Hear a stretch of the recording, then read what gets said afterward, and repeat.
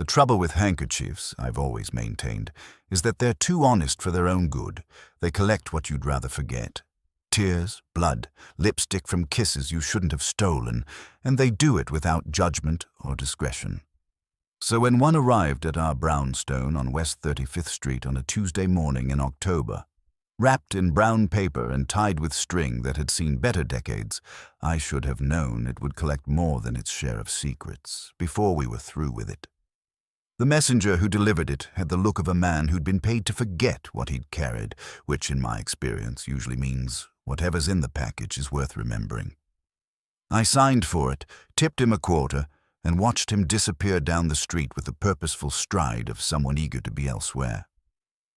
The package was addressed to Nero Wolfe in a woman's handwriting, careful, educated script that suggested good breeding and steady nerves.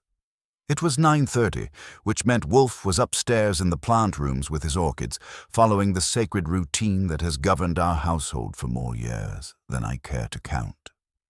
From 9 to 11 every morning, and 4 to 6 every afternoon, those 10,000 plants on the roof get his undivided attention while the rest of the world can go hang.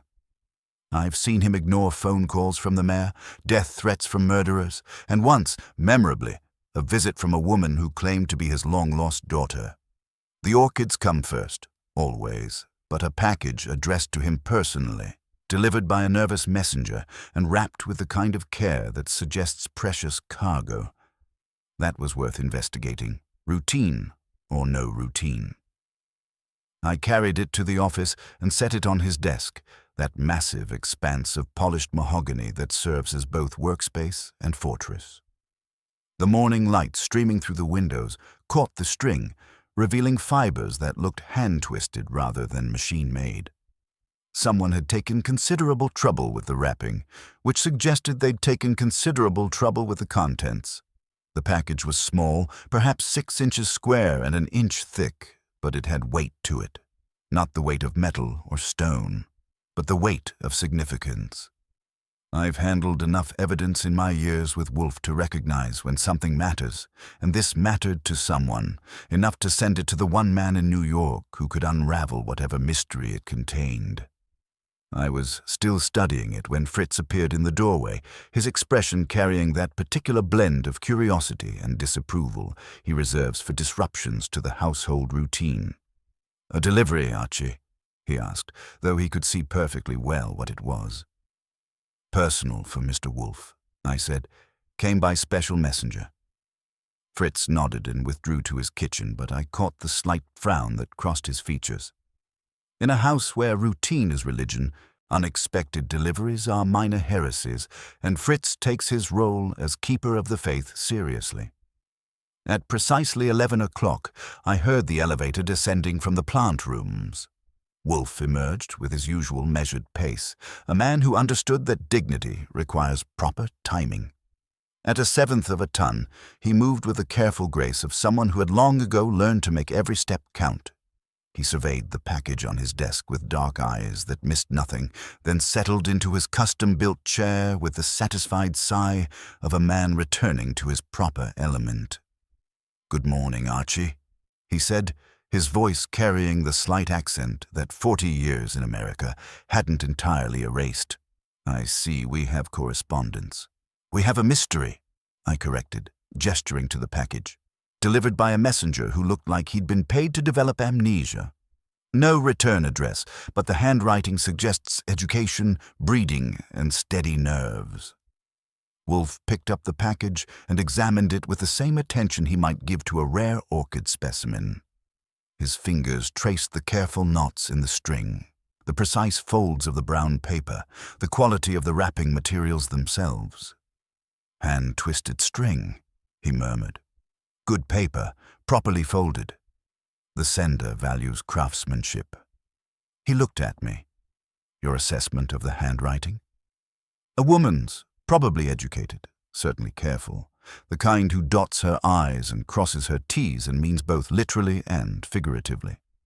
Indeed. Wolfe's fingers moved to the string, working at the knots with surprising delicacy for such large hands.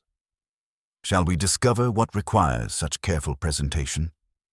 The string came away in his hands, and he unfolded the paper with the methodical precision he brought to everything.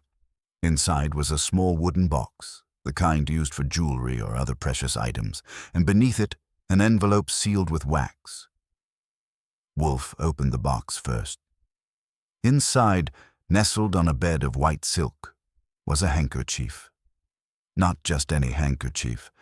This was clearly the work of a master craftsman. The linen was of the finest quality, hand-woven and finished with a delicacy that spoke of hours of patient labor. The edges were rolled and hemmed with stitches so small they were nearly invisible, and in one corner was an embroidered monogram, E.M., worked in silk thread that caught the light like captured moonbeams. But it was the border that caught my attention. Running along one edge, worked into the decorative hem in thread only a shade darker than the fabric itself, was a pattern that wasn't quite a pattern. It looked like stitching, but stitching with a purpose beyond mere decoration. The thread formed tiny loops and curves, dots and dashes, as if someone had been trying to write a message in a language made of silk and patience. "Well, I'll be damned," I said, leaning closer. "Someone's sewn a code into the hem."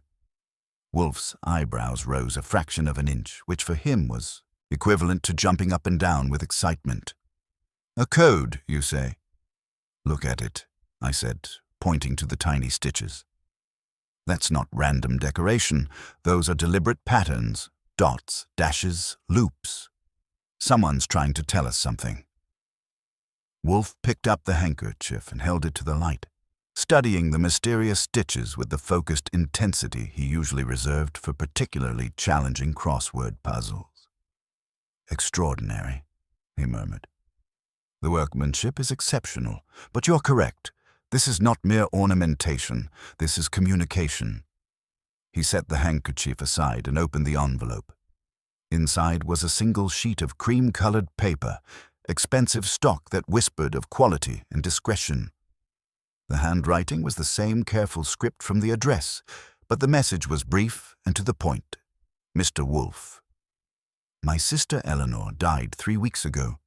The police called it natural causes, but Eleanor was healthy, careful, and had no history of heart problems.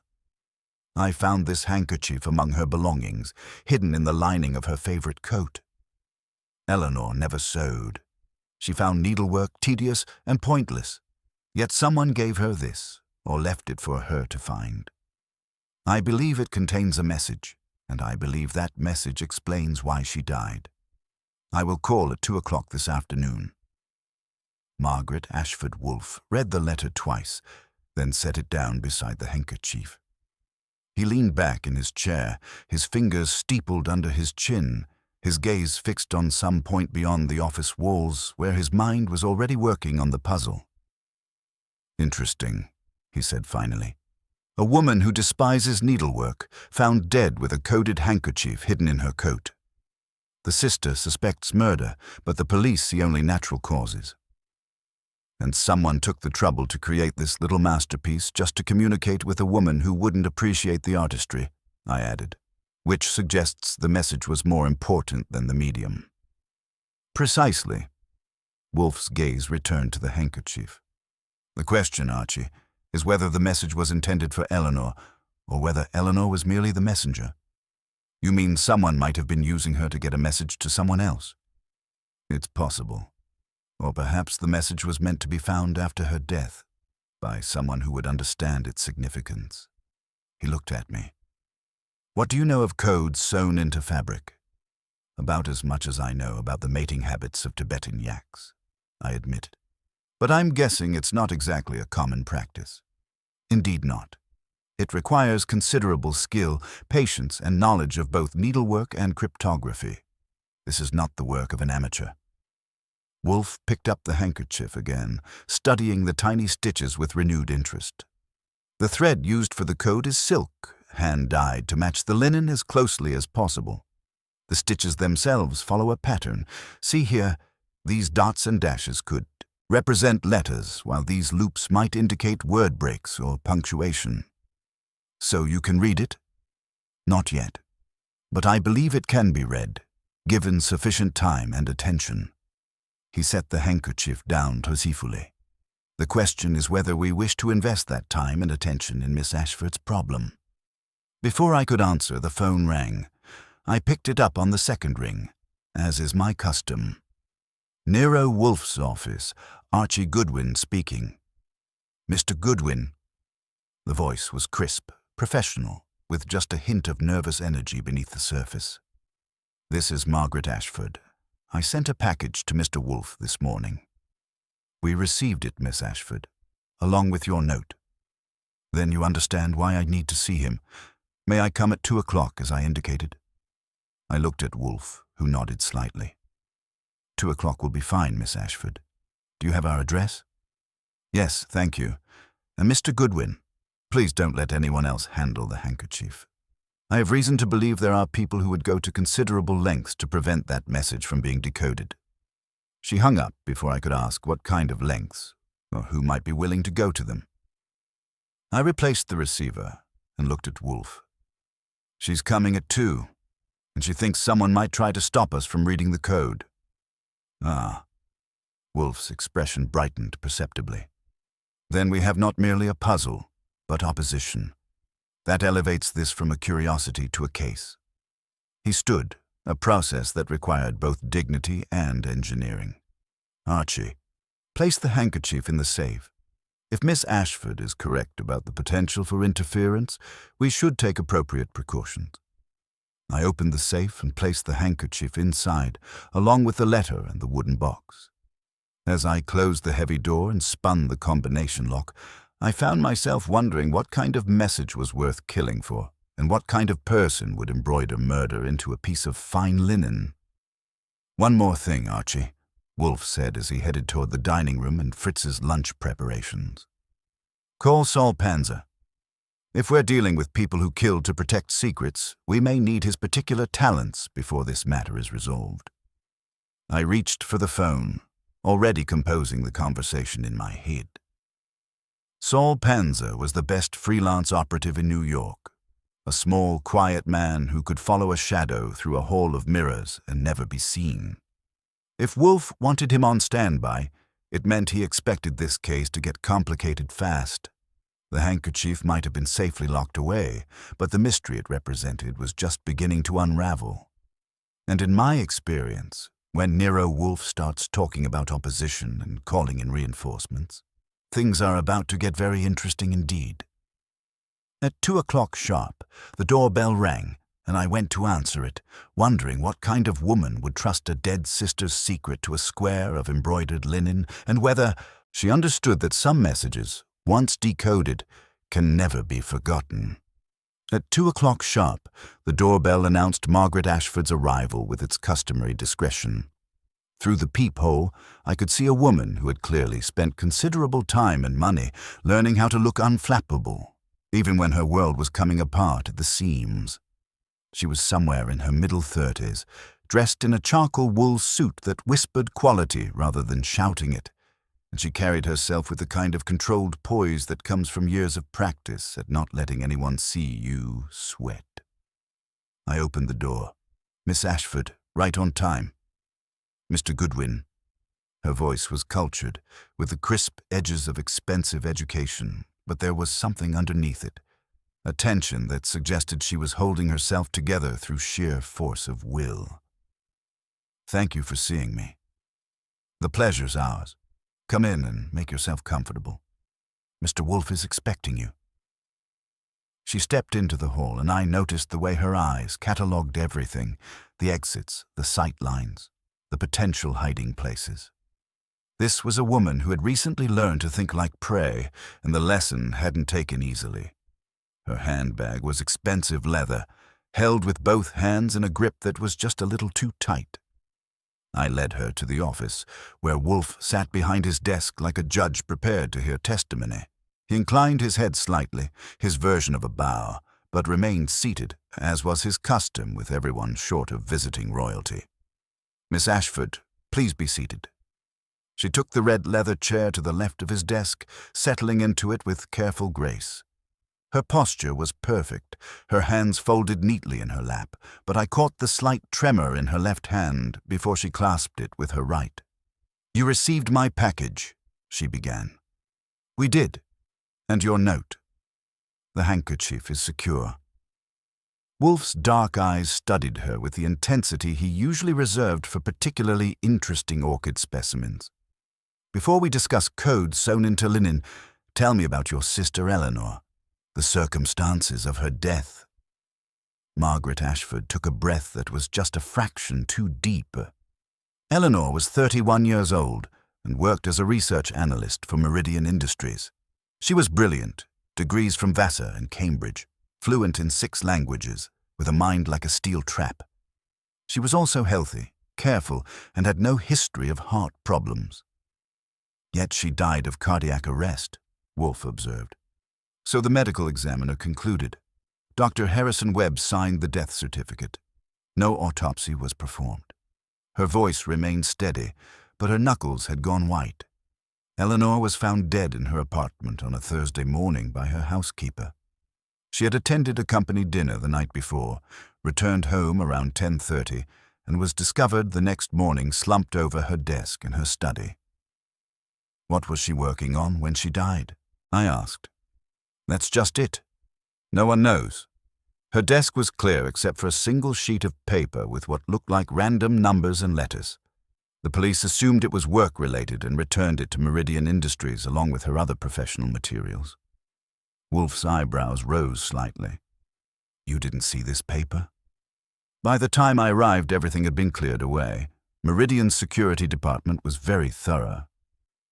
The bitterness in her voice was carefully controlled but unmistakable. "They said it was standard procedure for protecting proprietary information." "And the handkerchief?" "I found it 3 days after the funeral, when I was going through Eleanor's personal effects. It was sewn into the lining of her grey wool coat. Not slipped into a pocket, but actually stitched into place with tiny, almost invisible threads." Margaret reached into her handbag and withdrew a photograph. "This is Eleanor." The picture showed a woman who shared Margaret's refined features, but with a warmth and vitality that practically leaped off the paper. Eleanor's eyes sparkled with intelligence and humor, and her smile suggested someone who found the world endlessly fascinating. "She was beautiful," I said. "She was extraordinary. But more importantly for your purposes, Mr. Wolfe, Eleanor couldn't sew to save her life. She once spent 20 minutes trying to reattach a button and finally gave up and bought a new shirt." Margaret's composure cracked slightly. "Yet someone gave her that handkerchief, or she acquired it somehow, and she hid it where only a thorough search would reveal it. You mentioned on the telephone that you believed people might try to prevent us from decoding the message," Wolfe said. "What led you to that conclusion?" "Because someone searched Eleanor's apartment the night after her funeral. The police called it a burglary, but nothing was taken. Every drawer, every closet, every possible hiding place had been methodically examined." She paused. "And 2 days ago, the same thing happened to my apartment." That got my attention. "Same pattern?" "Identical. Professional, thorough, and completely fruitless. They were looking for something specific, and when they didn't find it in Eleanor's apartment, they came looking for it in mine." Before Wolfe could respond, the doorbell rang. I glanced at him, and he gave the slightest nod toward the door. I went to answer it, wondering who else had decided to take an interest in our afternoon.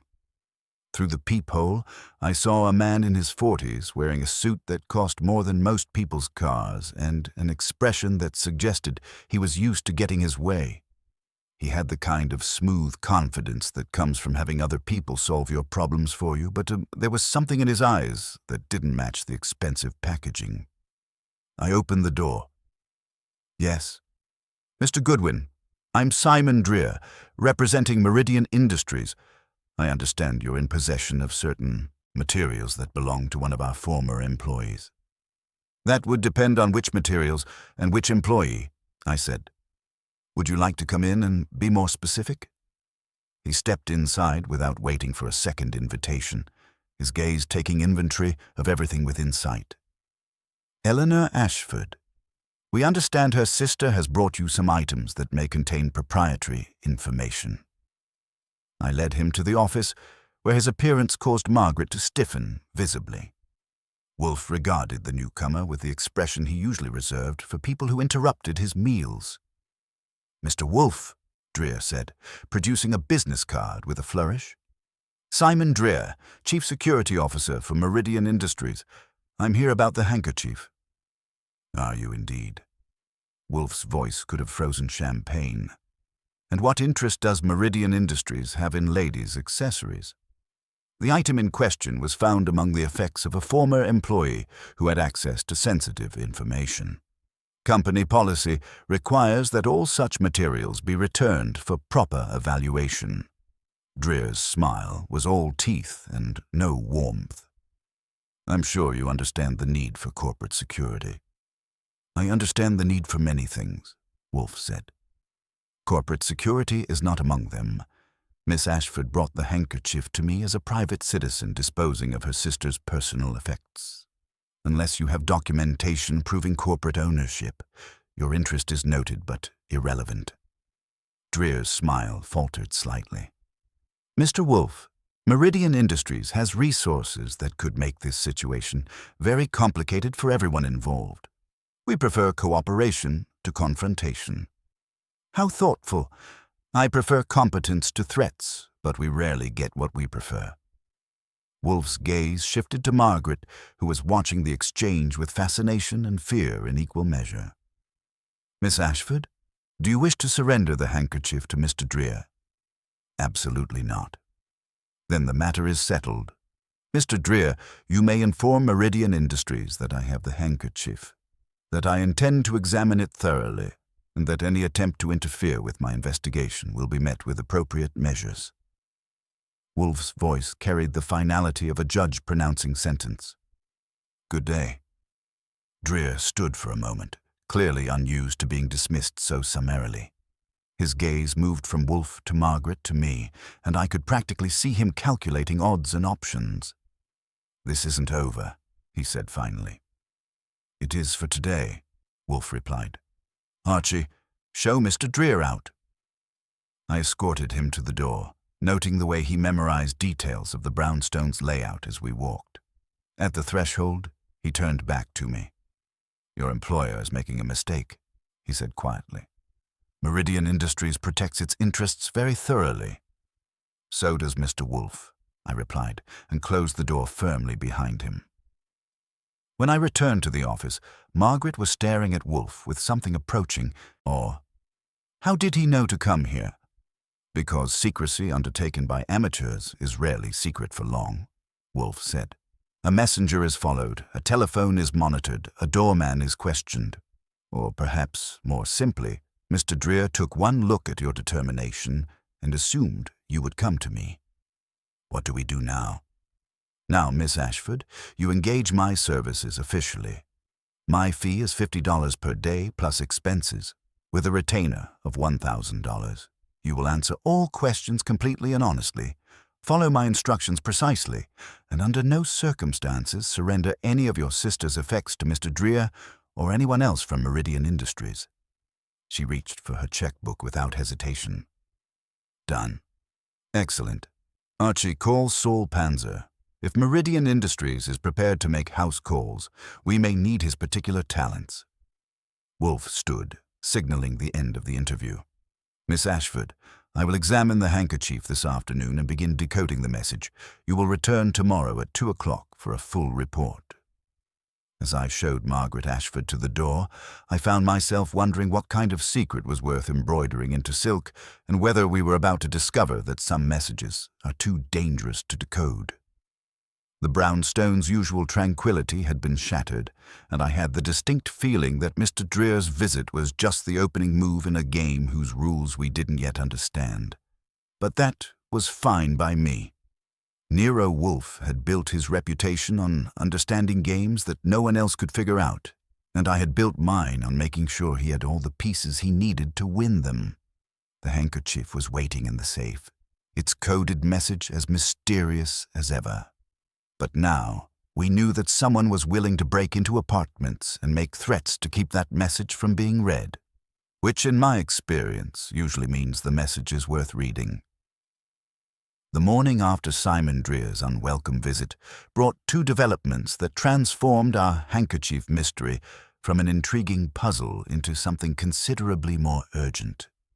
The first was a phone call from Margaret Ashford at 8:15, an hour that violated every principle of civilized morning behavior but suggested news that couldn't wait for propriety. The second was Wolfe's announcement, delivered over Fritz's exemplary shirred eggs, that he had made significant progress decoding the message sewn into Eleanor's handkerchief. "Mr. Goodwin," Margaret's voice carried the tight control of someone who had spent the night discovering that paranoia and prudence often wear the same face. "I need to see Mr. Wolfe immediately. Something's happened." "What kind of something?" "The kind that suggests my sister's death was neither natural nor random." She paused, and I could hear traffic in the background. "I'm calling from a payphone. I don't trust my own telephone anymore." That got my attention. "Where are you?" 3 blocks from your office. May I come now?" I glanced at the clock.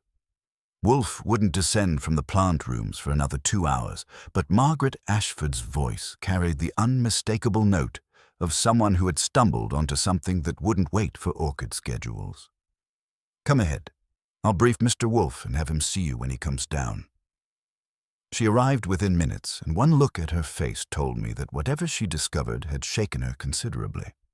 Gone was the composed woman who had visited us yesterday.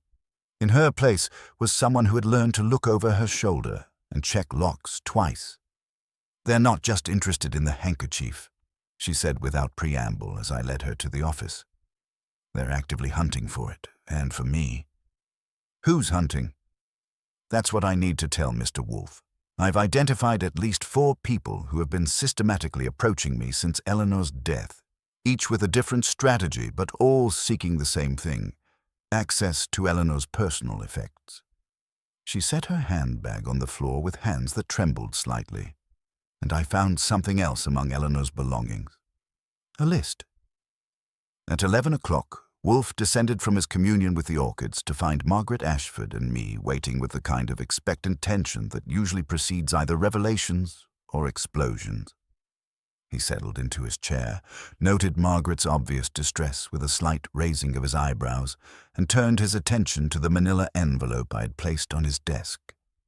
"Miss Ashford has had an eventful evening," I said. "And you mentioned progress with our textile puzzle." "Indeed." Wolfe opened the envelope and withdrew the handkerchief, spreading it carefully on a velvet-lined tray beneath his magnifying glass. "The cipher is more sophisticated than I initially suspected, but not impenetrable. The stitching employs a modified Visionaire cipher, with the thread color variations indicating key changes. The message begins, 'The Meridian files contain proof of—' but I require additional time to complete the decoding." "Proof of what?" Margaret asked. "That remains to be determined. However, the reference to Meridian files suggests your sister discovered something within her employer's records that someone wished to remain hidden." Wolfe's dark eyes fixed on Margaret. "Now, what has prompted your morning visit?" Margaret reached into her handbag and withdrew a folded sheet of paper. "I found this hidden in Eleanor's jewelry box, taped to the underside of the felt lining. It's a list of names with notes beside each one, written in Eleanor's handwriting." She unfolded the paper and placed it on Wolfe's desk. I leaned over to read it and felt my eyebrows climb toward my hairline. "Dr. Harrison Webb. Too eager to close the case. Victoria Sterling. Asks about my research constantly. Paul Lentz. Romantic interest suddenly renewed. Elodie March. Knows about the handkerchief, Simon Dreer, watching me. Eleanor was documenting surveillance," Margaret continued. "Each of these people had been paying unusual attention to her in the weeks before her death. And since her funeral, they've all approached me." "Describe their approaches," Wolfe commanded. Dr. Webb signed Eleanor's death certificate, ruling it natural causes. When I called his office yesterday to ask questions, he became extremely nervous and practically begged me to accept his findings without further inquiry. Margaret's voice hardened. Victoria Sterling works in Eleanor's department at Meridian. She called offering to help sort through Eleanor's professional materials, but her questions focused entirely on Eleanor's personal papers. And Paul Lentz, Eleanor's former supervisor and sometime romantic interest. According to her notes, he had been pursuing her again recently after months of professional distance. He contacted me, claiming Eleanor had borrowed money from him and asking to meet about repayment. Margaret's expression showed what she thought of that claim. Eleanor was meticulous about money and would never have left debts unpaid. Wolfe's fingers drummed once on his desk blotter. Elodie March, a textile artist Eleanor knew from Cambridge, the initials EM on the handkerchief. Margaret glanced at the handkerchief. Eleanor visited her studio last month. According to Eleanor's notes, Elodie knows about the handkerchief, which suggests she may have created it. And Mr. Dreer we have met, Wolfe observed. 5 people, each with different access to your sister and different methods of approach. The medical examiner who certified her death, the colleague who monitored her work, the supervisor who renewed romantic pursuit, the artist who may have created our cipher, and the security officer who makes threats. It gets worse, Margaret said. Yesterday evening, Paul Lentz appeared at my apartment building, claiming he needed to discuss Eleanor's final project at Meridian. When I refused to let him up, he waited outside for 2 hours. This morning I discovered someone had been through my mailbox. Professional surveillance, I noted. They're escalating. Indeed. Wolfe leaned back in his chair, his expression thoughtful. Miss Ashford, you have unwittingly assembled a most interesting collection of suspects. Each represents a different avenue of access to your sister's secret. Medical authority, workplace proximity, romantic intimacy, artistic collaboration, and corporate security. What do we do about them? We bring them here, where they can be properly observed and questioned. Wolfe's smile was thin and predatory.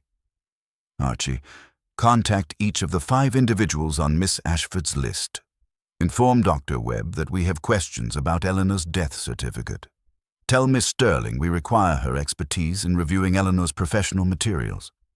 Advise Mr. Lentz that we're prepared to discuss his alleged financial arrangement with Eleanor. Contact Miss March about the handkerchief's creation and suggest to Mr. Dreer that we've reconsidered his request for cooperation. All of them? Together? This afternoon at 4 o'clock. They will come because each needs to know what the others know, and what we know. Wolfe stood, preparing for lunch. Curiosity, combined with fear, is an irresistible motivation. And if one of them killed Eleanor, then we shall have the pleasure of watching them attempt to maintain their composure while seated across from the evidence of their crime and the sister of their victim. Wolfe's voice carried the satisfaction of a man who had found a puzzle worthy of his attention. The handkerchief's message speaks of proof contained in Meridian files. This afternoon we shall discover who fears that proof most. As Margaret left to spend the day in safe anonymity at the Metropolitan Museum, I reached for the phone to begin extending invitations. 5 people had taken an unhealthy interest in Eleanor Ashford's final weeks, and now they were about to discover that her sister had retained the services of a man who specialized in making unhealthy interests extremely uncomfortable. The handkerchief lay on Wolfe's desk, its coded message partially decoded, its silk threads holding secrets that someone had killed to protect. By evening, we would know which of our 5 suspects had the most to fear from whatever proof Eleanor had discovered. It was going to be a very interesting afternoon indeed. Making 5 phone calls to potential murderers requires the kind of delicate touch that comes from years of practice at being professionally suspicious. Each call needs just enough authority to ensure attendance, but not so much accusation that they bolt before you can get them in the same room. By noon, I had managed to secure 5 acceptances for our 4 o'clock gathering, each response more illuminating than the last. Dr. Harrison Webb was my first target, and the easiest to land. When I reached his office and mentioned Eleanor Ashford's death certificate, there was a pause that lasted just long enough to be interesting. "Mr. Wolfe has questions about the Ashford case?" His voice carried the nervous energy of a man who had been expecting this call. "But the case is closed. Natural causes, cardiac arrest, nothing unusual." "Mr. Wolfe is quite thorough, Doctor. He'd like to discuss a few details with you this afternoon at 4 o'clock. I'm sure a brief conversation now could save everyone a great deal of inconvenience later." Another pause. Longer this time. "Very well. 4 o'clock. But I'm telling you, there's nothing to discuss." The phone clicked before I could offer pleasantries. A medical examiner who's that eager to defend a closed case usually has something worth defending. Victoria Sterling at Meridian Industries proved more polished, but equally revealing. Her assistant put me through immediately, clearly impressed by the Wolfe name. Victoria Sterling speaking. Cool, professional, with undertones of carefully controlled steel. "Miss Sterling, Archie Goodwin from Nero Wolfe's office. Mr. Wolfe is assisting Margaret Ashford with her sister's affairs and would like to invite you to discuss Eleanor's recent work at Meridian. 4 o'clock this afternoon." Eleanor's work? All her professional materials were returned to the company. The response was quick, practiced, but I caught the slight sharpening of interest. "What aspects specifically?" "Mr. Wolfe believes your insights into Eleanor's projects and recent activities would be invaluable. Perhaps details that only a close colleague would notice." "I see. Well, I suppose I could spare an hour." The acceptance came a little too quickly, with a little too much eagerness. She wanted to know what we knew, which was exactly what Wolfe had predicted. Paul Lentz required more persistence. His secretary at Meridian was a fortress of corporate evasion, but mentioning Eleanor Ashford's financial discrepancies eventually got me his direct line. Lentz. Gruff, annoyed, a man clearly disturbed at an inconvenient moment. "Mr. Lentz, Archie Goodwin from Nero Wolfe's office. We're looking into Eleanor Ashford's affairs, and we understand you had some financial dealings with her." "Financial dealings?" The scoff was immediate and theatrical. "She owed me a considerable sum. I was just trying to recover what was mine." "Indeed. Mr. Wolfe thought you might appreciate the opportunity to discuss the specifics. He's holding a meeting at 4 this afternoon." "What's this about? Is Margaret trying to avoid paying me back?" "It's about getting to the bottom of things, Mr. Lentz. Mr. Wolfe is very particular about details." "Fine, 4 o'clock. But I'm not leaving without what's owed to me." If charm was currency, he sounded overdrawn. The most crucial call required a personal visit. Elodie March's textile studio occupied the second floor of a building that had lost a fight with progress and won a charm offensive later. The smell of warm linen and creative ambition filled the air as I climbed 2 flights to find a door propped with a brick. She was 30-ish, freckled where the sun had insisted, wearing a dark smock that had seen better dye lots. Behind her were racks of silk skeins in subtle shades that looked identical until your eyes learned patience. "You're Archie Goodwin." She said it as if she'd seen the name stitched somewhere. "That's right. I work for Nero Wolfe." "My condolences," she said, but the corner of her mouth moved. "You brought it?" "The handkerchief's enjoying the view from a safe. But we've got company coming at 4, and I'd like you to be part of the conversation." She nodded, and the bobbin in her fingers paused. "Then you can tell me what you think you already know." "I think you made it. EM on the cloth matches your initials, and the silk thread for the hidden border has a faint violet cast under. Daylight. The kind you get when you temper logwood with iron." Her eyes warmed just a notch. "You pay attention. Eleanor had many strengths. Needlework was not part of her bouquet. Then why make her a bouquet she couldn't smell? She asked me for a handkerchief that could hold a message. One that could be read if you knew where to look and ignored if you didn't. She came with a key phrase and specific requirements. I provided the craftsmanship, but Eleanor did all the encoding herself. That was news worth hearing. She did the stitching. Every coded stitch. She spent 3 afternoons here with a magnifying glass and patience I'd never seen from her before. She was frightened, Mr. Goodwin, kept checking the windows, asking if anyone had followed her. Did she mention any names? No names, but she described someone. He holds himself like he's always at the head of a table, even when he's standing alone. Will you come at 4 o'clock? She looked toward the window where afternoon light was pretending to be innocent. I'll come. It's time someone learned what Eleanor died protecting. My final call went to Simon Dreer, and his reaction was as predictable as sunrise. Dreer, clipped, expecting trouble. Mr. Dreer, Archie Goodwin again. Mr. Wolfe is extending an invitation for 4 o'clock this afternoon. He feels a comprehensive discussion might benefit all parties.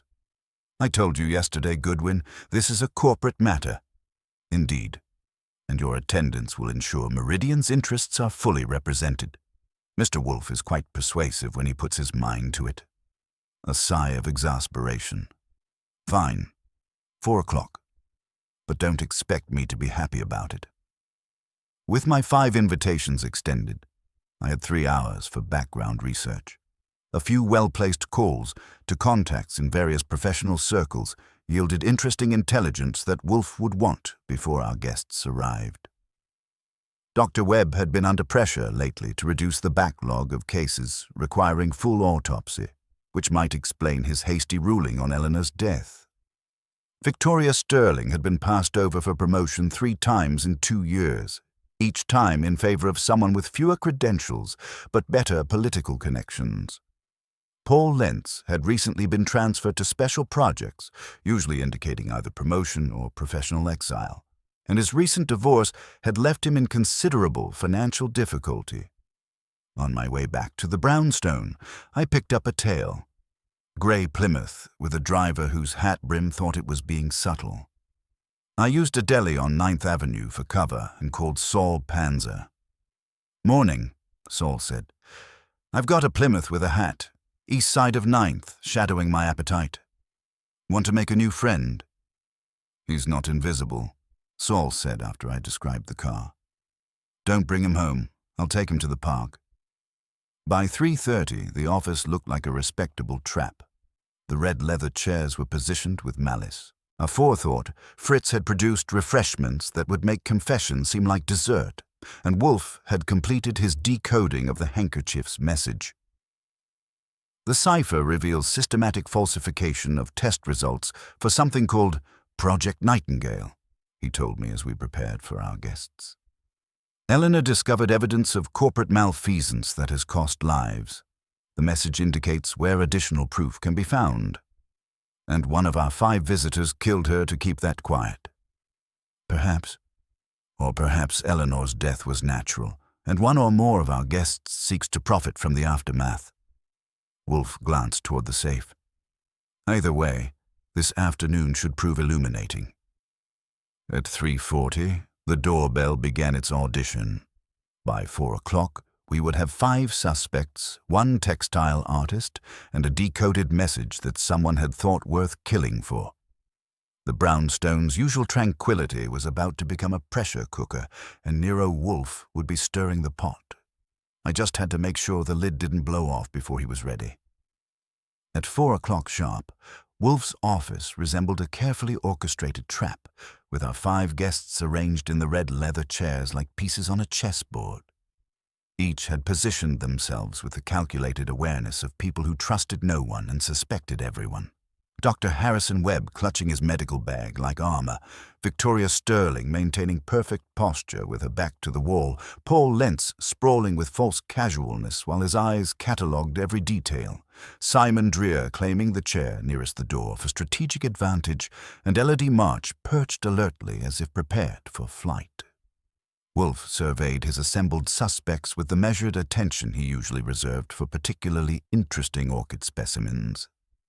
Ladies and gentlemen, you are here because each of you had unusual contact with Eleanor Ashford in the weeks preceding her death, and each has subsequently approached her sister with requests suggesting more than casual interest in Eleanor's personal effects. This is preposterous, Dreer interrupted, his corporate authority ruffled by the implication.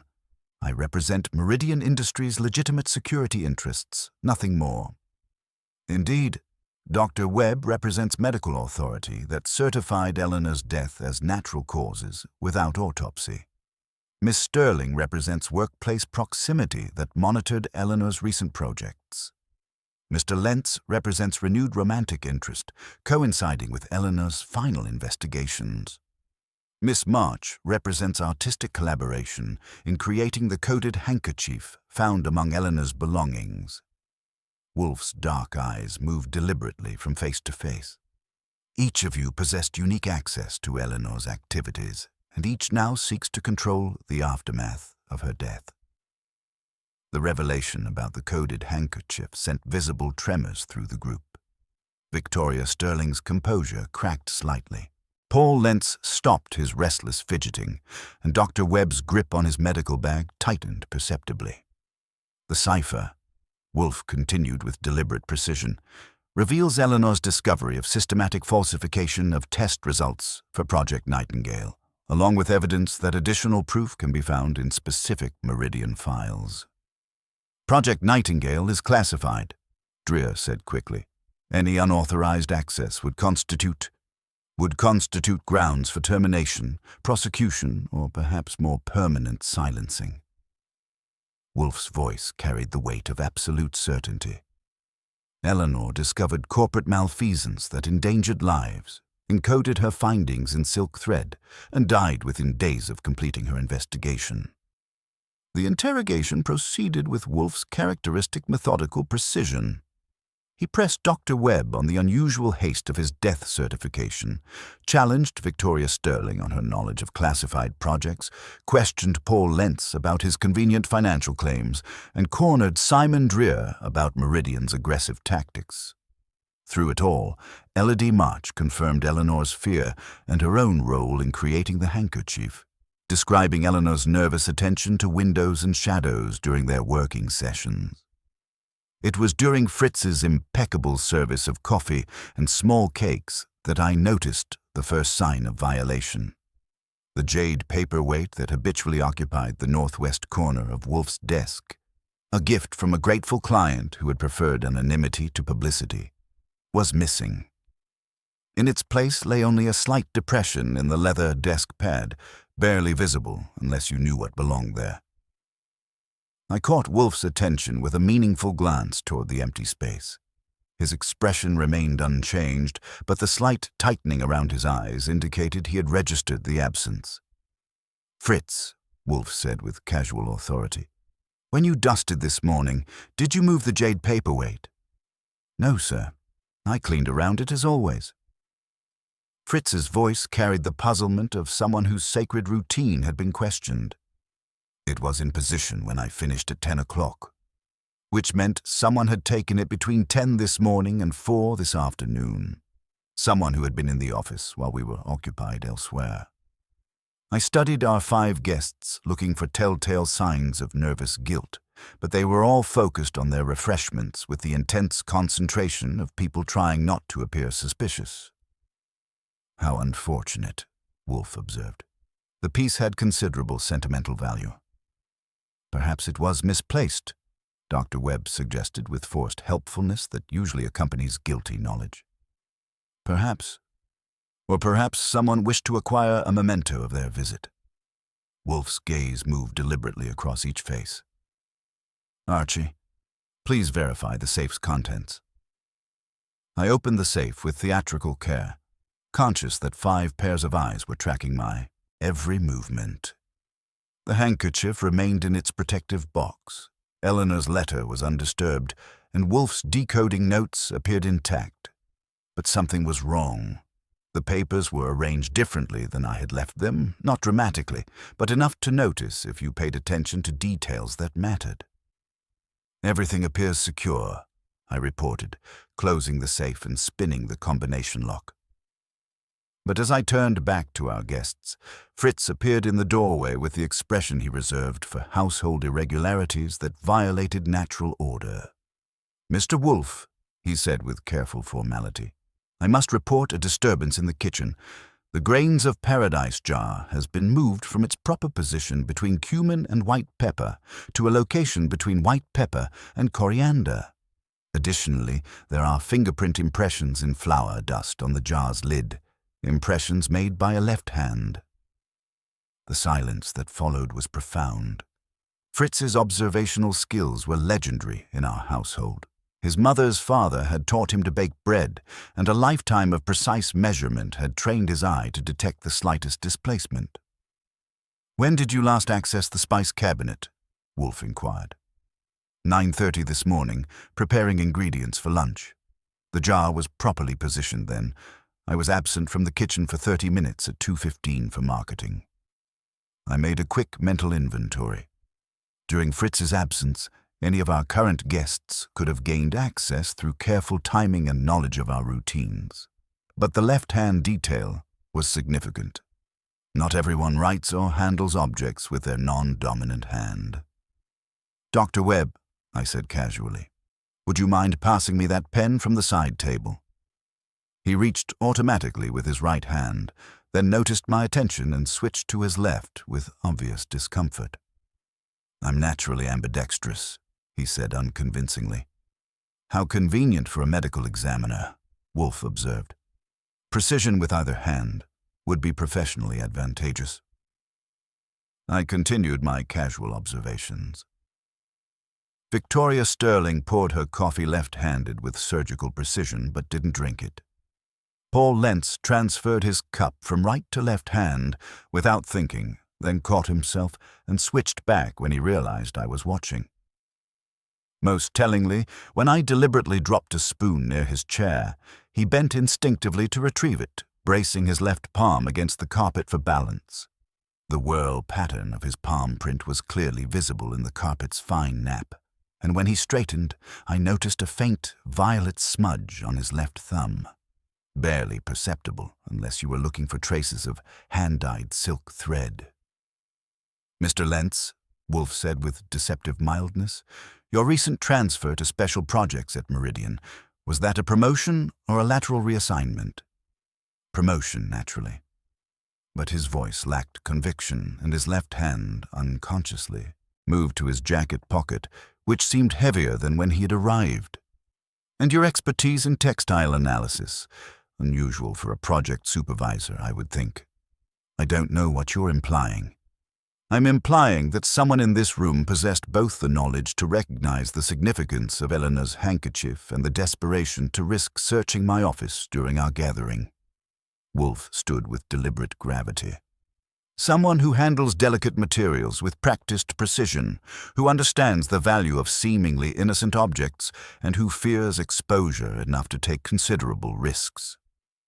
The jade paperweight was small enough to conceal in a pocket, valuable enough to steal, and distinctive enough to identify if discovered. More importantly, its theft during our meeting indicated someone desperate enough to act under direct observation. Someone who knew this might be their only opportunity to search Wolfe's workspace. "That will be sufficient for today," Wolfe announced. "Each of you should consider carefully what you wish to reveal when we reconvene tomorrow afternoon. Because tomorrow I will have completed my full analysis of Eleanor's message, and I will know precisely what proof she discovered and where additional evidence can be found." As our guests departed with various degrees of relief and lingering suspicion, I noticed that Paul Lentz was the last to leave, his right jacket pocket noticeably heavier than upon arrival. His left hand bore faint traces of violet dye, his palm print was preserved in carpet fibers, and his nervous energy suggested someone who had just taken a risk that might not pay off. "Well," I said after the front door closed behind them, "our textile expert seems to have acquired a taste for jade." Indeed, and demonstrated that Eleanor's fears were well-founded. Wolfe settled back into his chair with the satisfaction of a man who had watched his trap spring successfully. Someone killed Eleanor Ashford to protect Project Nightingale's secrets, and that someone has now violated the sanctity of our brownstone. The game had escalated from mystery to personal affront, and Nero Wolfe took such affronts very seriously indeed. Tomorrow's gathering would be considerably less cordial. If you've ever watched a master chess player work 3 moves ahead while his opponent struggles with the current board, you'll understand how Nero Wolfe approached the morning after Paul Lentz's clumsy theft of our jade paperweight. The violation of his brownstone had transformed what began as intellectual curiosity into something approaching personal warfare, and Wolfe's response was as methodical as it was devastating. He descended from the plant rooms at 11 sharp, carrying himself with the deliberate dignity of a man who had spent 2 hours among his orchids planning the systematic destruction of his enemies' peace of mind. The decoded handkerchief lay spread on his desk like a battle map, its silk threads now revealing the complete scope of Eleanor's discovery. "Archie," he announced, settling into his chair with the satisfaction of a general who had identified his opponent's weakness.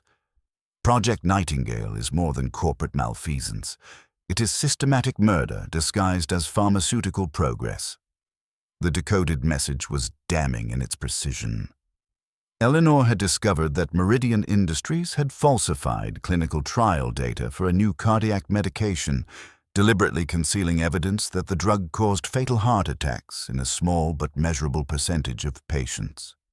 The handkerchief contained specific file locations, dates of data manipulation, and the names of individuals responsible for the conspiracy. "Eleanor died of the very condition her research was meant to prevent," Wolfe continued. "Someone at Meridian used the drug's own side effects to silence her, making her death appear natural while eliminating the threat she represented. Which means one of our 5 suspects is a murderer who's still walking free." "Indeed. And now we shall ensure they walk directly into our trap." Wolfe's smile carried the cold satisfaction of a predator who had found his prey's weakness. "Each of our suspects fears exposure for different reasons. We shall provide each with precisely the pressure their particular vulnerability cannot withstand." The strategy he outlined was elegantly brutal in its psychological precision. Rather than confronting them directly, Wolfe intended to apply targeted pressure that would force them to reveal themselves through their own desperate actions. My first assignment was Paul Lentz, who remained convinced he had stolen something valuable. I visited his office at Meridian, where his nervous energy practically hummed in the air. His briefcase sat beside his desk like a guilty secret, and when I casually mentioned his recent acquisition and its delicate nature, the color drained from his face. "I don't know what you're talking about," he stammered, but his hand moved instinctively toward the briefcase. The violet stain was gone from his thumb, but the fear in his eyes confirmed he believed he possessed Eleanor's secret. Simon Dreer proved more challenging to rattle, but Wolfe's message about specific, verifiable details regarding Project Nightingale and imminent public exposure achieved the desired effect. Within minutes of my call, he was demanding details we weren't prepared to provide, his corporate composure cracking under the pressure of an undefined but clearly significant threat. Victoria Sterling maintained her professional polish when I spoke of ethical implications and suggested that proactive whistleblowers often find more favorable terms, but I detected calculation behind her controlled exterior. She was weighing options, which meant she had options to weigh. Dr. Harrison Webb was the most satisfying target.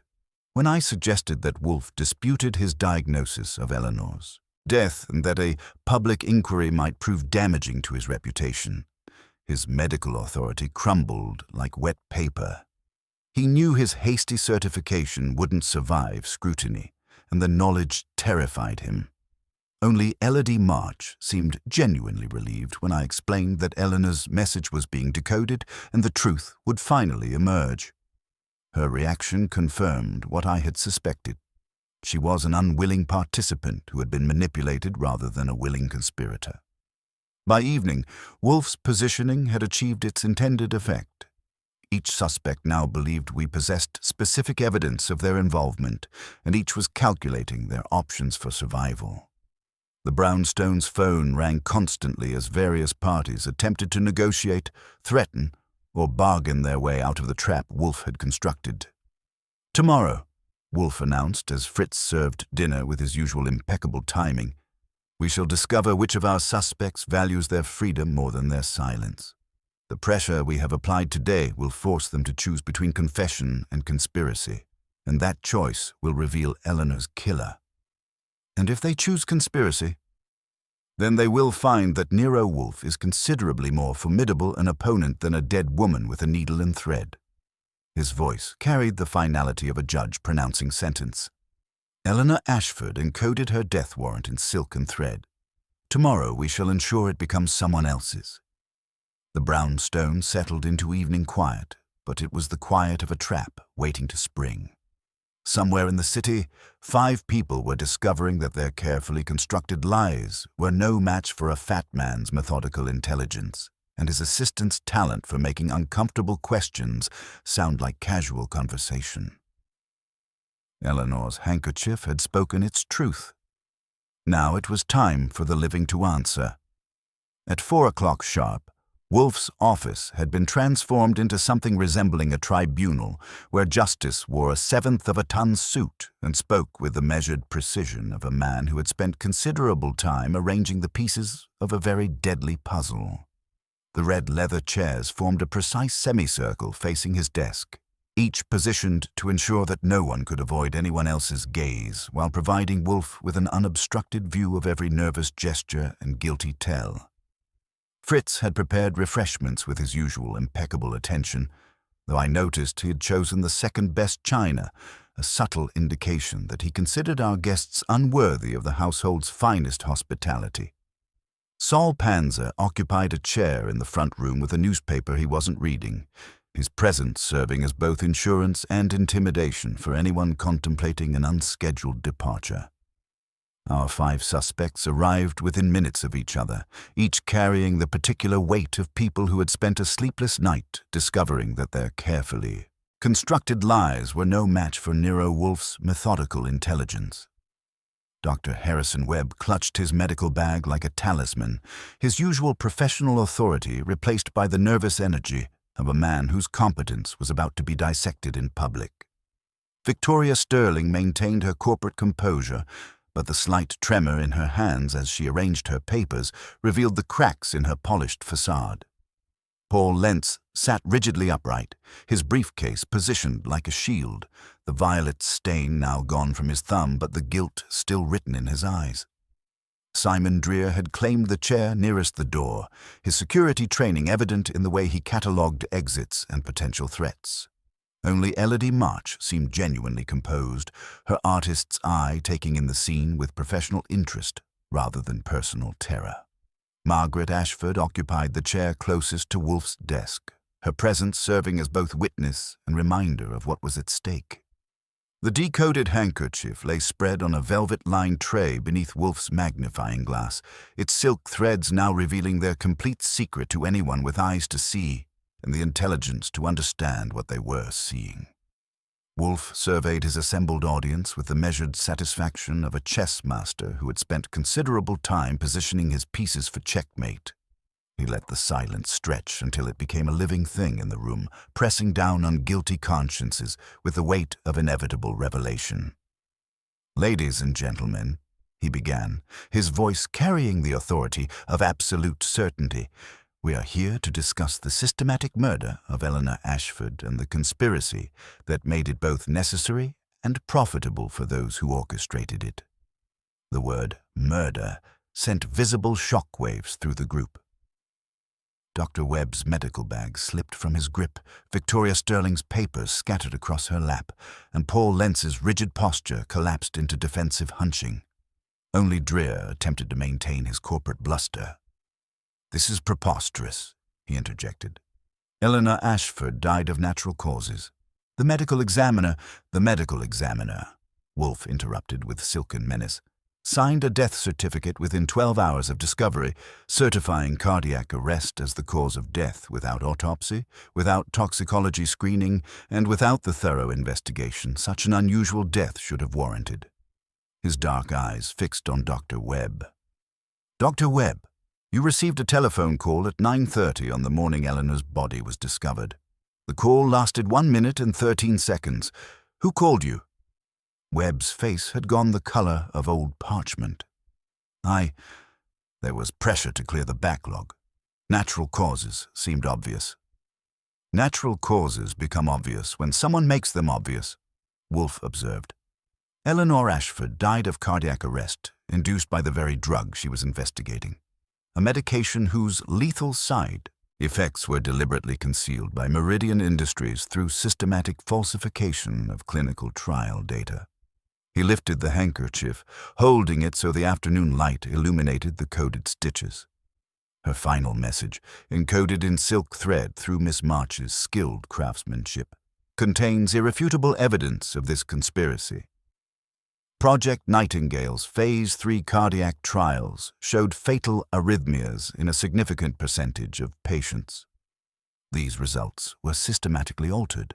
Negative outcomes were reassigned as non-drug related, and internal memoranda were sanitized beyond recognition. "You can't prove that from embroidery," Victoria Sterling said, but her voice lacked conviction. "The embroidery provided the key to where the physical evidence resides," Wolfe replied. "File room B, aisle 4, third shelf, behind a binder labeled Nightingale, Community Outreach." Eleanor documented everything, including the specific individuals responsible for each aspect of the falsification. The interrogation that followed was a masterpiece of psychological dissection. Wolfe methodically dismantled each suspect's carefully constructed alibis, using their own words and actions against them with surgical precision. He pressed Dr. Webb on his relationship with Meridian Industries, revealing that the doctor had received consulting fees through a foundation chaired by Simon Dreer. He challenged Victoria Sterling on her access to Eleanor's research, exposing her role in the data manipulation while offering her protection in exchange for cooperation. He cornered Paul Lentz about his theft of the jade paperweight, demonstrating how desperation had led him to believe the ornament contained microfilmed evidence. "You moved the grains of paradise jar in Fritz's kitchen," Wolfe continued, watching Lentz squirm. "Eleanor's key phrase for her cipher. You found it in notes you stole from her apartment after the funeral, using a key obtained during your renewed romantic pursuit." "That's insane," Lentz stammered. "On the contrary, it's rational. You are the irrational element," Wolfe replied. "You provided Eleanor with access to classified files, thinking to impress her with your insider knowledge. Instead, you gave her the rope with which she intended to hang Meridian Industries, and inadvertently, yourself." Throughout the interrogation, Elodie March confirmed the details of Eleanor's final weeks. Her fear, her determination to expose the truth, and her careful preparation of the coded handkerchief as insurance against exactly what had happened to her. "She described her greatest fear to me," Elodie said quietly. "Someone who holds himself like he's always at the head of a table, even when he's standing alone." Wolfe's gaze moved deliberately across each face, watching for the telltale signs of recognition and guilt. Eleanor was murdered by someone who possessed 3 essential qualifications: medical knowledge sufficient to administer the drug without detection, corporate access to obtain it from Meridian's restricted pharmaceutical supplies, and the authority to ensure the subsequent investigation would be perfunctory. The silence that followed was profound. I could hear the grandfather clock ticking in the hall, the soft hum of the refrigerator in Fritz's kitchen, and the barely audible sound of someone's carefully constructed world beginning to collapse. "Only one person in this room," Wolfe announced with the finality of absolute judgment. "Combines all 3 requirements with the additional qualification of having made the telephone call that ensured Dr. Webb's hasty certification." His gaze settled on Simon Dreer, whose corporate authority had finally cracked under the weight of methodical exposure. Mr. Dreer, you orchestrated Eleanor's murder with the same efficiency you brought to Meridian's security operations. You obtained the cardiac medication from the company's pharmaceutical division, administered it during Eleanor's final evening at the office.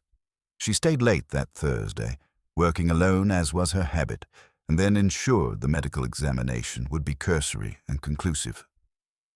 Dreer's composure shattered like expensive crystal hitting concrete. You can't prove any of this. It's all speculation and I can prove all of it, Wolfe interrupted. Eleanor's message includes the access codes you used to enter the pharmaceutical storage area, the specific lot number of the medication you obtained, and the timestamp of your card key usage that Thursday evening. She was more thorough than you anticipated, Mr. Dreer. She documented your movements because she suspected you were monitoring hers. The confession that followed was less dramatic than literary, but more satisfying than justice usually provides. Dreer, faced with evidence he couldn't deny and exposure he couldn't survive, chose cooperation over complete destruction.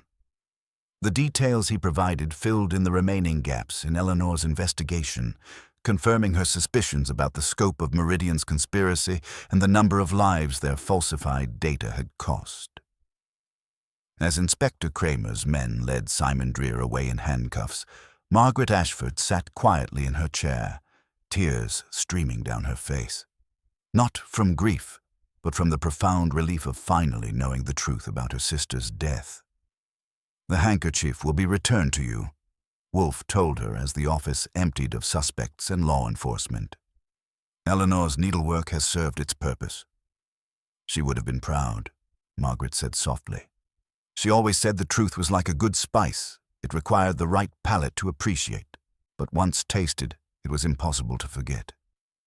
As Fritz began clearing away the unused refreshments and Saul Panzer disappeared into the October evening, I found myself reflecting on the peculiar justice of it all. Eleanor Ashford had died protecting a secret sewn into silk thread, and that same thread had ultimately woven the noose that brought her killer to justice. Well, I said to Wolfe as he prepared for dinner, that's one handkerchief that definitely earned its keep. Indeed, he replied, settling back in his chair with the satisfaction of a man who had spent his afternoon setting the world slightly more right than he had found it. Though I suspect Fritz will be more careful about his spice cabinet in the future.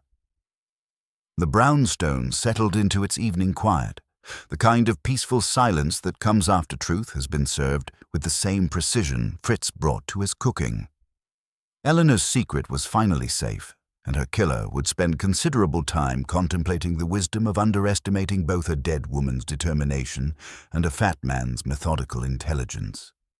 Some mysteries, I reflected, are worth solving not for the intellectual satisfaction they provide, but for the justice they deliver. Eleanor Ashford's handkerchief had provided both in equal measure, which made it exactly the kind of case Nero Wolfe was born to solve.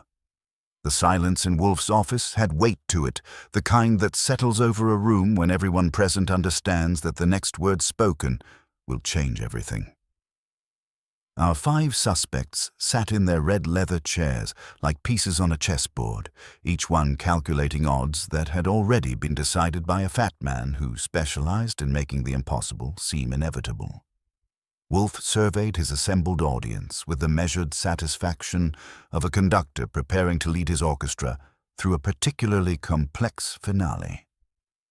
The decoded handkerchief lay spread on its velvet-lined tray, its silk threads catching the afternoon light like captured secrets, finally ready to speak.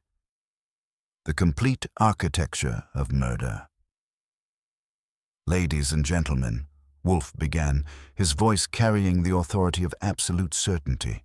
We are gathered to discuss not merely the murder of Eleanor Ashford, but the systematic conspiracy that made her death both necessary and profitable for those who orchestrated it.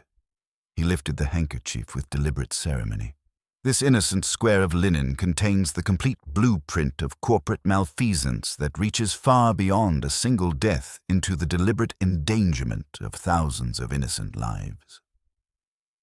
Eleanor Ashford discovered that Project Nightingale, Meridian Industries' cardiac medication trial, was not merely flawed, but deliberately falsified to conceal fatal side effects. The revelation sent visible shock waves through our assembled suspects. Dr. Webb's medical bag slipped from nerveless fingers. Victoria Sterling's papers scattered across her lap, and Paul Lentz's rigid posture collapsed into defensive hunching. The cipher reveals 17 specific instances of data manipulation, Wolfe continued with methodical precision. Patients who died during trials were retroactively diagnosed with pre-existing conditions. Fatal arrhythmias were reclassified as unrelated incidents. Test subjects who experienced adverse reactions were quietly removed from studies without notation in final reports. The web of complicity. Wolfe's dark eyes moved deliberately from face to face, watching each suspect's carefully constructed composure crumble under the weight of exposure. Each of you played a specific role in this conspiracy, whether through active participation or willful blindness to its implications. He turned first to Victoria Sterling, whose corporate polish had begun showing stress fractures. Miss Sterling, your position as Eleanor's supervisor provided you with unique access to her research. You monitored her activities, reported suspicious behavior to Mr. Dreer's security department, and participated directly in the data falsification that concealed Project Nightingale's lethal effects. I was following company protocol, Sterling protested, but her voice lacked conviction. Company protocol that included systematic murder disguised as pharmaceutical progress, Wolfe replied with silken menace. Your ambition made you complicit in crimes that extend far beyond Eleanor's death. The medical conspiracy. His attention shifted to Dr. Webb, who had gone the color of old parchment. Dr. Webb, your role was crucial to the cover-up's success. A thorough autopsy would have revealed traces of the cardiac medication in Eleanor's system, specifically lot number N47B, obtained from Meridian's pharmaceutical division. The backlog of cases required, Webb began, required nothing but your professional integrity, which you sold for consulting fees and research funding. Wolfe interrupted. Your hasty certification of natural causes was purchased through a combination of financial incentives and professional pressure. When Mr. Dreer called that Thursday morning, you understood that cooperation was expected and refusal would have consequences. The romantic manipulation. Paul Lentz squirmed under Wolfe's relentless gaze. Mr. Lentz, your renewed romantic pursuit of Eleanor was encouraged by Mr. Dreer, who recognized its intelligence value. Your genuine feelings made you a useful tool for gaining access to Eleanor's personal life and monitoring her activities outside the office. That's insane, Lentz stammered. I cared about Eleanor. You cared enough to steal her personal papers after her funeral, using a key obtained during your courtship. You cared enough to search my office for evidence you feared would destroy you.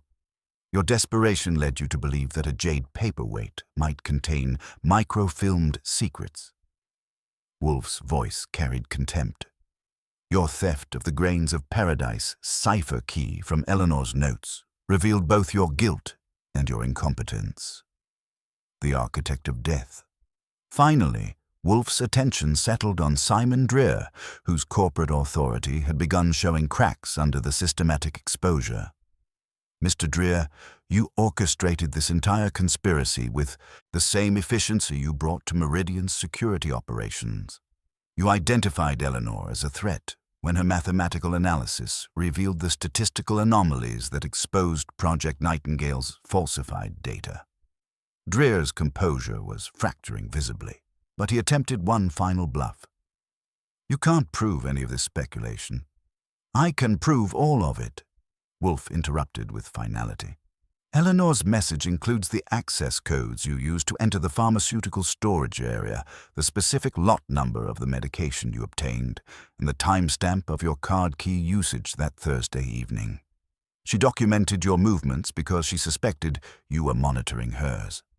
The moment of truth. The confession that followed was less dramatic than literary, but more satisfying than justice usually provides. Faced with evidence he couldn't deny and exposure he couldn't survive, Dreer's corporate facade crumbled completely. "She was going to destroy everything," he said quietly, his voice hollow with defeat. 20 years of development, hundreds of millions in investment, thousands of jobs. One woman's mathematical obsession would have brought down an entire industry. One woman's integrity exposed systematic murder, Wolfe corrected.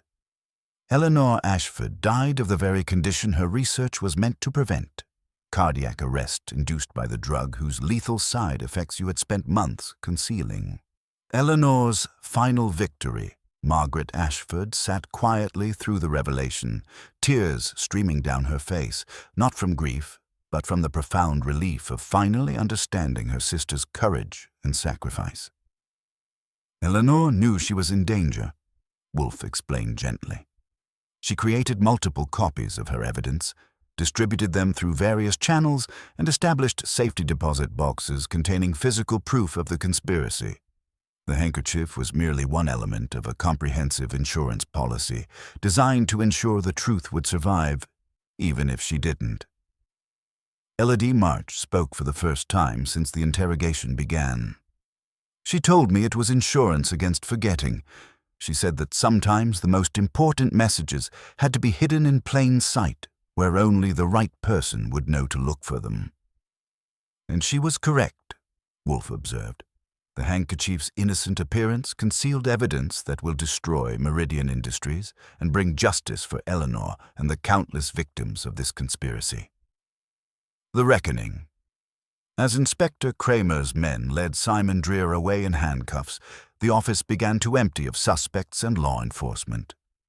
Dr. Webb departed in the custody of medical board investigators, Victoria Sterling left with federal prosecutors, and Paul Lentz was escorted away by officers who would charge him with theft, breaking and entering, and conspiracy after the fact.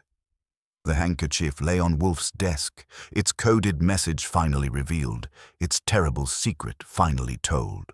Eleanor Ashford had died to protect that secret, but her death had ultimately ensured its exposure.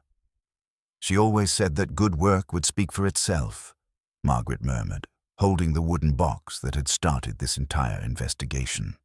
"I never imagined she meant it quite so literally."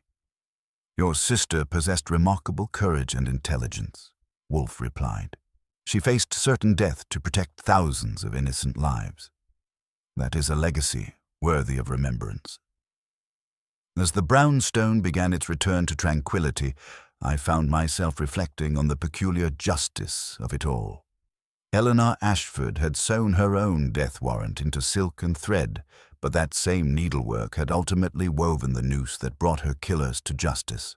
The truth, as Wolfe often observed, has its own sense of timing and proportion, and sometimes, just sometimes, it arrives with exactly the precision it deserves.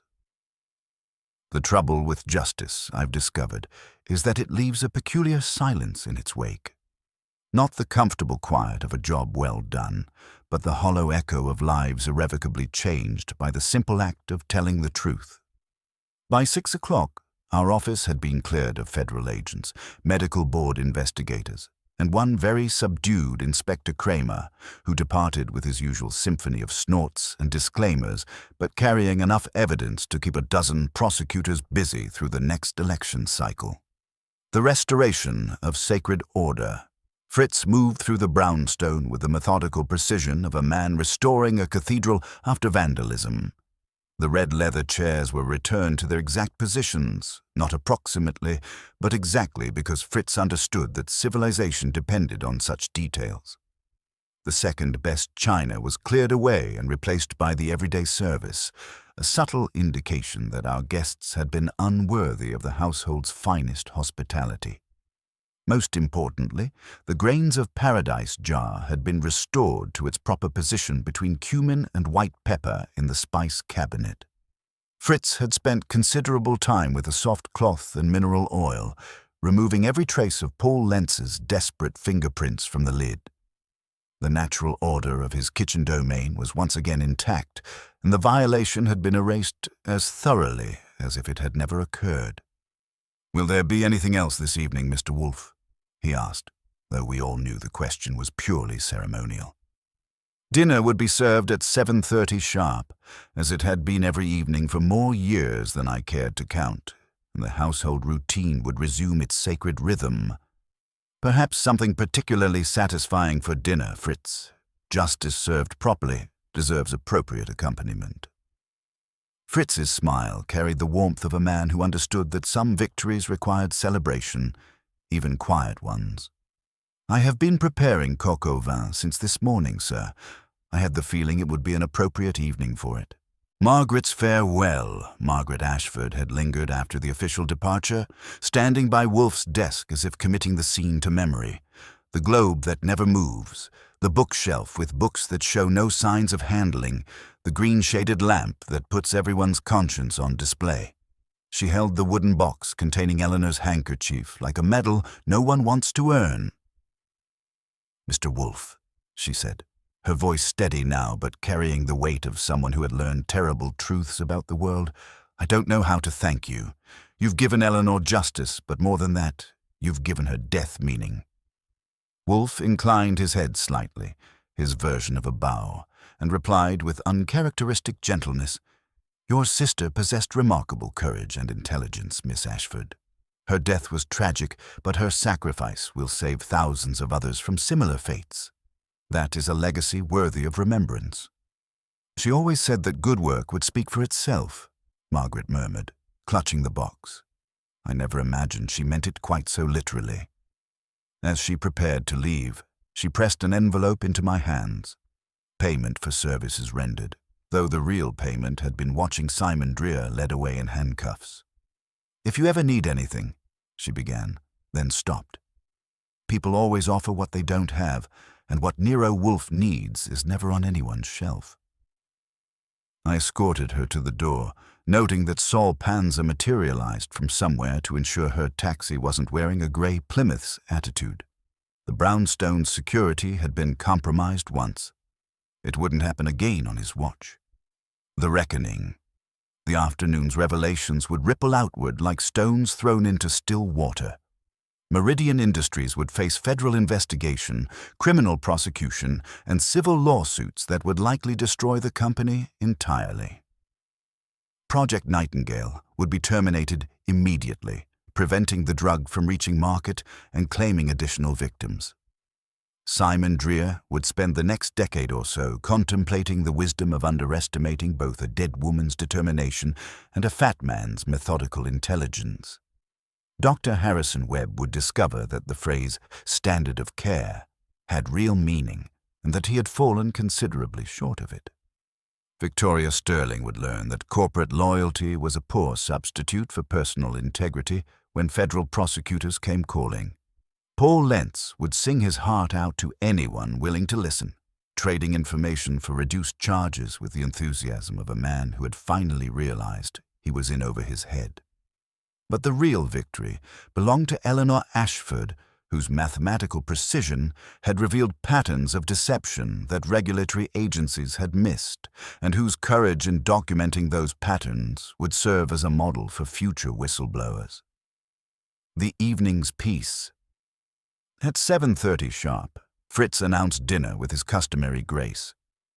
The coq au vin proved exceptional, tender, aromatic, and accompanied by a burgundy that complemented the meal perfectly. As we settled into the familiar rhythm of civilized dining, the tensions of the afternoon began to dissolve like salt in warm water. "Archie," Wolfe observed between bites of perfectly prepared chicken, "there is something particularly satisfying about justice served through the medium of fine needlework." Eleanor Ashford transformed a domestic art into a weapon of truth, and that transformation speaks to the fundamental power of human ingenuity when applied to moral purpose.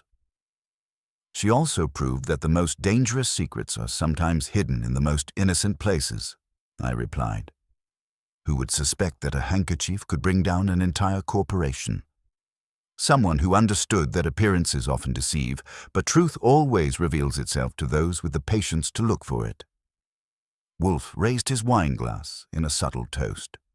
To Eleanor Ashford, who possessed both the patience to seek truth and the courage to preserve it for those who would follow. We drank to that, and the wine tasted of justice properly served. Philosophical reflection. As Fritz cleared the main course and prepared to serve his remarkable tarte tatin, Wolfe leaned back in his chair with the deep satisfaction of a man who had spent his afternoon setting the world slightly more right than he had found it. Human folly, Archie, is an inexhaustible resource, he mused. It drives men to commit acts of both staggering brilliance and breathtaking stupidity. In this instance, it drove men to prioritize profit over human life, believing their machinations impervious to detection. And one woman's arithmetic proved them wrong, I added. Indeed, men will always seek to season truth to their taste, but the palate is a poor judge. The body knows. It always knows. His dark eyes reflected the lamplight. Eleanor Ashford refused to let numbers be bent into shapes that pleased executives. Her stubborn mathematics became their undoing. Speaking of undoing, I said, I'm switching to paper napkins. If linen is going to start solving crimes, I don't want mine auditioning for the role. Wolfe's grunt might have been amusement or indigestion. With him, it's often hard to tell. The final quiet. As the evening wound toward its natural conclusion, the brownstone resumed its familiar rhythms with the relief of an organism returning to health. Fritz completed his kitchen duties with meticulous care. The grandfather clock ticked away the hours with mechanical precision, and Wolfe prepared for his evening's reading with the satisfaction of a man whose day had been well spent. I took a final turn through the office, checking that everything was secure and in its proper place. The jade paperweight had been returned to its northwest corner, looking none the worse for its brief adventure in Paul Lentz's pocket. The safe was locked, its contents now limited to routine, business papers rather than coded messages that could topple corporations. The handkerchief case had begun with a mysterious package and ended with justice served. Eleanor Ashford's secret had been revealed, her killers exposed, and her sacrifice given meaning. The brownstone's sanctity had been violated but ultimately restored, and Nero Wolfe had once again demonstrated that there are no puzzles too complex for methodical intelligence properly applied. As I prepared my final notes on the case, I reflected on the peculiar satisfaction that comes from mysteries like this one. We had started with a square of embroidered linen and ended with the exposure of systematic murder.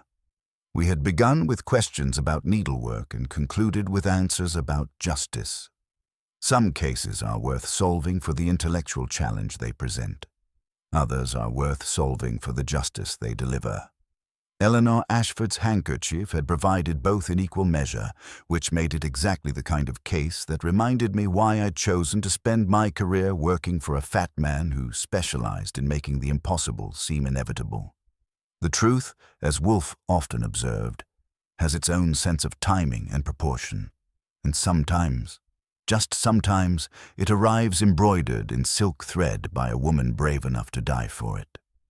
That night, the brownstone slept peacefully, its quiet broken only by the gentle ticking of time passing and the soft whisper of justice well served. Eleanor Ashford's secret was finally safe, and her killers would spend many years contemplating the wisdom of underestimating a dead woman's determination and a fat man's relentless pursuit of truth. It had been, all things considered, a very good day's work indeed.